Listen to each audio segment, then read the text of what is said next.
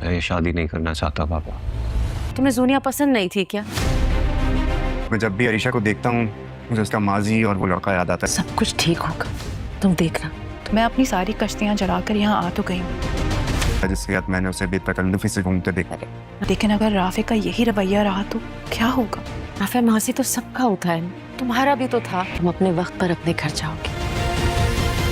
حامد نے کبھی سوچا بھی نہیں تھا کہ اس کا بیٹا سفیان اس کو آگے سے جواب دے گا، کیونکہ وہ کہے گا کہ بیٹا اب تمہاری شادی کی تیاری کرتے ہیں. لیکن جیسے ہی سفیان اپنے باپ سے کہے گا کہ میں عائشہ سے شادی کرنا نہیں چاہتا تو اس کا باپ یہ سن کر بہت زیادہ شاکڈ ہوگا.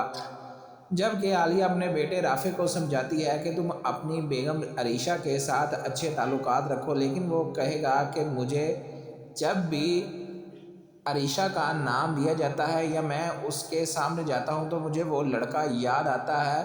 تو اس کی ماں کہے گی وہ اس کا ماضی تھا، تم اس کے مستقبل ہو، تم نے بھی تو ماضی میں غلطیاں کی ہیں، سبھی کے ساتھ ایسا کچھ ہوتا رہتا ہے، اس لیے تم ماضی کو چھوڑو میرا بیٹا، وہ تمہاری بیوی ہے. جبکہ عریشہ بہت زیادہ پریشان ہے، وہ سوچتی ہے کہ میں ساری کشتیاں جلا کر آئی ہوں، اگر رافع کے تعلقات میرے ساتھ ٹھیک نہیں ہوئے تو میں پتہ نہیں کہاں جاؤں گی. اب اس کو اپنی ٹینشن لگی ہوئی ہے.